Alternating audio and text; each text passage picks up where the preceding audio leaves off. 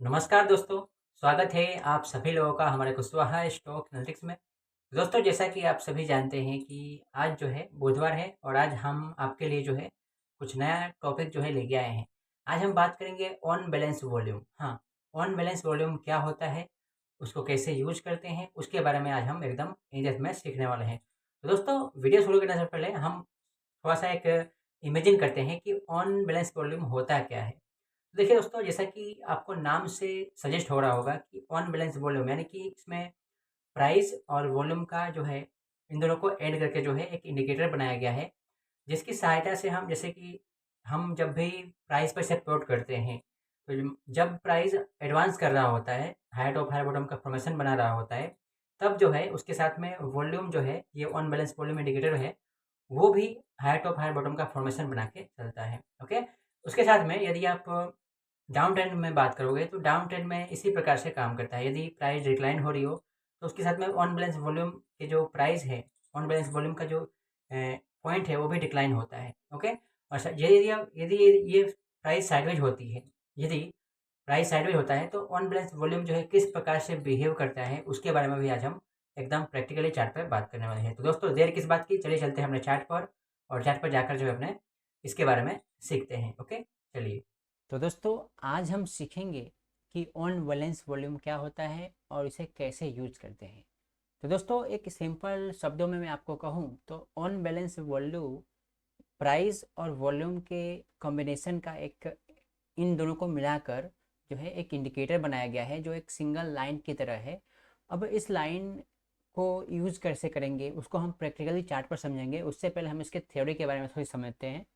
तो यहाँ पे देखिए, on balance volume is a volume based technical analysis tool that relates price and volume to measure buying and selling pressure। ठीक है, buying और selling के जो प्रेशर है उसको मेजर करने के लिए इसका यूज किया जाता है। ओके, और यहाँ पे देखिए इसके बारे में मैंने कुछ कैलकुलेशन जो है ऐड करके रखे हैं, इसे आप पढ़ लीजिएगा क्योंकि हमारे यहाँ पे अभी जो है अभी हम इसके कैलकुलेशन पर ध्यान नहीं देंगे, हम इसे ये ध्यान देंगे कि हम इसे कैसे यूज करें ताकि हमारे लिए बेस्ट काम कर सके। तो यहाँ पे देखिए ट्रेडर जो है इसे कैसे यूज करते हैं उसके बारे में बात करते हैं। यहाँ पे देखिए ट्रेंड कन्फर्मेशन के लिए सबसे पहला काम ट्रेंड कन्फर्मेशन का, कि यहाँ पे देखिए वो जो ऑन बैलेंस वॉल्यूम होता है वो कंफर्म करता है कि जो भी ट्रेंड चल रहा है, चाहे वो अप ट्रेंड चल रहा हो चाहे वो डाउन ट्रेंड चल रहा हो, तो उस ट्रेंड में कितना स्ट्रेंथ है उसे कंफर्म करने के लिए ये ऑन बैलेंस वॉल्यूम का यूज होता है। साथ में उसके बाद जो है डाइवर्जेंस सिग्नल, ये जो है इससे हमें डाइवर्जेंस के बारे में भी पता चलता है। डाइवर्जेंस में बोल्ड डाइवर्जन होता है और बे डाइवर्स होता है। ओके, और इसके कुछ लिमिटेशंस भी है, उसको भी हमें ध्यान रखना है जब भी हम इसे यूज करते हैं। तो यहाँ पे देखिए सबसे पहला तो ये लीडिंग इंडिकेटर है, और हम सभी जानते हैं कि जब भी कोई हम लीडिंग इंडिकेटर को यूज करते हैं जो कि प्राइस से पहले सिग्नल देता है, वो अक्सर जो है फुल सिग्नल देता है, तो इसके हमें ध्यान रखना है इसके बारे में। दूसरा है वॉल्यूम स्पाइक्स। वॉल्यूम स्पाइक्स का मतलब है कि जब भी आप देखते हो चार्ट पर कि कोई भी एक सेशन के दरमियान जो है कोई बड़ा कैंडल बनता है और उसके साथ में एक स्ट्रॉन्ग वॉल्यूम बनता है। ओके, तो इस टाइप के जो फॉर्मेशन बनते हैं उसे वॉल्यूम स्पाइक्स कहते हैं। और इसके कारण जो है ये जो इंडिकेटर है ये जो वॉल्यूम का जो इंडिकेटर है ये हमें फॉल्स सिग्नल जो है देता है कभी कभी। तो इन सभी के सोल्यूशन के लिए क्या करते हैं कि हम खाली ये इंडिकेटर ना यूज़ करके इसके साथ में हम अन्य इंडिकेटर जैसे कि RSI हो गया, स्टोकेस्टिक हो गया, मूविंग एवरेज हुआ, उसको हम यूज़ करें तो हम इसे बेस्ट जो है समझ पाएंगे। तो आइए चलते हैं हम चार्ट पर, और चार्ट पर जाकर जो है हम इसके बारे में और सीखते हैं। यहाँ पे देखिए सबसे पहले तो ऑन बैलेंस वॉल्यूम को प्लॉट कैसे करते हैं उसको देखिएगा। सबसे पहले यहाँ पे हम इंडिकेटर पे जाएंगे, इंडिकेटर पर जाकर हम यहाँ पे टाइप करेंगे ऑन बैलेंस, खाली आप ऑन लिखोगे ना ON, तो यहाँ पे जो है आ जाएगा। ओके, यहाँ पे देखिए मैं यहाँ पे ऑन बैलेंस लिखता हूँ। देखिए यहाँ पे लिखा है ऑन बैलेंस वॉल्यूम, इसके ऊपर आप क्लिक करोगे तो ऐड हो जाएगा। मैंने पहले से यहाँ पे ऐड करके रखा है इसलिए मैं इसको यहाँ पे क्लिक नहीं करूँगा। देखिए यहाँ पे मैं ऐड करके दिखाता हूँ। चलिए यहाँ पे डबल ऐड हो गया, ये पहले से मैंने ऐड करके रखा था और ये दोबारा ऐड हो गया, तो मैं इसको हटा देता हूँ। ओके, चलिए तो हमने यहाँ पे ऑन बैलेंस वॉल्यूम को ऐड कर लिया है। अब इसे यूज कैसे करते हैं उसके बारे में बात करते हैं। आइए दोस्तों, बहुत ही इंटरेस्टिंग है, बहुत ही अच्छा इंडिकेटर है, इसे आप समझिएगा और खुद जाके प्रैक्टिस कीजिएगा। देखिए दोस्तों, ये जो अप ट्रेंड आपको दिखाई दे रहा है यहाँ पे देखिए, ये अप ट्रेंड है यहाँ से लेकर यहाँ तक। यदि आप ट्रेंड लाइन को ड्रॉ करो, यहाँ पे ट्रेंड लाइन को यदि आप ड्रॉ करके देखो तो देखिए किस प्रकार से हमें एक ट्रेंड के बारे में जानकारी दे रहा है ना। हम सभी को दिखाई दे रहा है कि हाँ ये ट्रेंड जो है अप ट्रेंड है, ठीक है। अब देखिए यहाँ पे समझने वाली बात क्या है उसके बारे में बात करते हैं। जैसे जैसे प्राइस एडवांस हो रही है ना, प्राइस जो है एक रैली फिर बेस, रैली बना रही है फिर बेस बना रही है, रैली बेस, इस प्रकार से फॉर्मेशन बनाकर जो है हाई टॉप हाई बॉटम का फॉर्मेशन बनाकर प्राइस ऊपर जा रही है। ठीक उसी प्रकार से प्राइस जो है यहाँ पे, प्राइस जो ऑन बैलेंस वॉल्यूम भी है, इसे ऑन बैलेंस वॉल्यूम कहते हैं, वो जो है यहाँ पे उसी प्रकार से हाई टॉप हाई बॉटम का फॉर्मेशन बना के जा रही है। लेकिन यहाँ पे आप यदि ध्यान से देखो, मैंने यहाँ पे मार्किंग करके रखा है आपके लिए पहले से ही, ताकि हमें समय जो है कम यहाँ पे देना पड़े। यहाँ पे देखिए एक समय के बाद जो है प्राइस देखिए एक जोन से नीचे नहीं आ पा रही है। यहाँ पे देखिए प्राइस तो ऊपर एडवांस हो रही है, यहाँ पे देखिए प्राइस एडवांस हो रही है, लेकिन वॉल्यूम देखिए किस प्रकार से एक जोन के ऊपर ही जो है कंसोलिडेट कर रही है। देख रहे हो आप किस प्रकार से, और बार बार प्राइस ऊपर जा रही है, वॉल्यूम में बढ़ा है, लेकिन एक जोन से सपोर्ट लेकर फिर प्राइस ऊपर जा रही है, फिर सपोर्ट लेकर फिर प्राइस ऊपर जा रही है, इस प्रकार से फिर सपोर्ट लेने के लिए वहीं पे आ रही है। यानी कि वॉल्यूम का सपोर्ट देखिए किस प्रकार से जो है काम कर रहा है। और यहाँ पे देखिए प्राइस प्राइस को इस स्विंग को ब्रेक डाउन करने से पहले ही जो है प्राइस ने यहाँ पे जो ऑन बैलेंस वॉल्यूम है उसने पहले ही ब्रेक डाउन कर दिया। यहाँ पे ये इंडिकेट कर रहा है कि जो ये अप ट्रेंड था उसमें अब वीकनेस आ रही है, क्योंकि जो यहाँ पे जो अप ट्रेंड में जो बाइंग प्रेशर था वो बाइंग प्रेशर अब नहीं मिल रहा है, जिसके कारण से यहाँ पे हमें नीचे की तरफ ब्रेक डाउन मिला है। यहाँ पे आप देखिए, ओके। आइए और देखते हैं चार्ट पर। ठीक उसी प्रकार से यदि आप डाउन ट्रेंड में देखो, यदि आप डाउन ट्रेंड में देखो, मैं इसको हटा दूँ थोड़ा सा ताकि क्लीन आपको चार्ट दिखे। यदि आप डाउन ट्रेंड में देखो, ये देखो डाउन ट्रेंड में प्राइस है, ठीक है, ड्रॉप बेस करके प्राइस जो है फॉर्मेशन बना के नीचे चल रही है। अब देखिए यहाँ पे प्राइस डिक्लाइन हो रही है, साथ में ऑन बैलेंस वॉल्यूम भी डिक्लाइन होता हुआ दिखाई दे रहा है किस प्रकार से, ओके। और हमने क्या देखा यहाँ पे कि जब प्राइस अप ट्रेंड में हो तो प्राइस के साथ साथ ऑन बैलेंस वॉल्यूम भी बढ़ता है ना। जब प्राइस डिक्लाइन हो रही हो, प्राइस में जब गिरावट आ रही हो, तो इसके साथ साथ ऑन बैलेंस है ना, ऑन बैलेंस वॉल्यूम में भी गिरावट आती है, ये हमने सीखा। और जब प्राइस साइडवेज हो तो तब हम इसे कैसे मेजर करेंगे उसके बारे में ये बात करते हैं।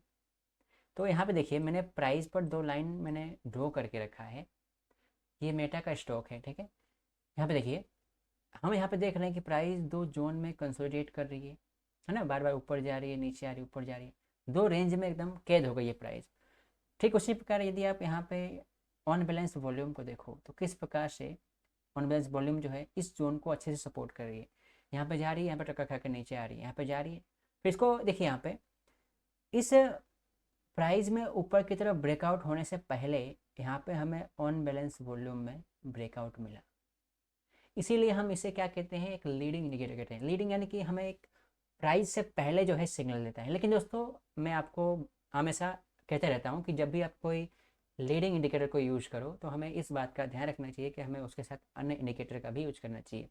देखिए दोस्तों यहाँ पे देखिए, ये तो अभी चार्ट बन गया है तो हम कह सकते हैं कि ना हम यहाँ पे ले लेते तो अच्छा होता है ना, यहाँ पे ले लेते तो अच्छा होता।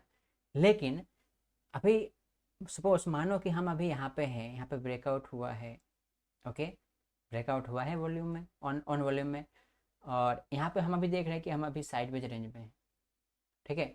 अब ये साइडवेज रेंज कितने समय तक रह सकता है उसकी गारंटी नहीं है ना, तो हम जब भी काम करते हैं कंफर्मेशन के साथ काम कर सकते हैं। इसीलिए मैं आपको बोलता हूँ कि इसके साथ में हमें अन्य इंडिकेटर की सहायता जरूर लेनी चाहिए, ओके।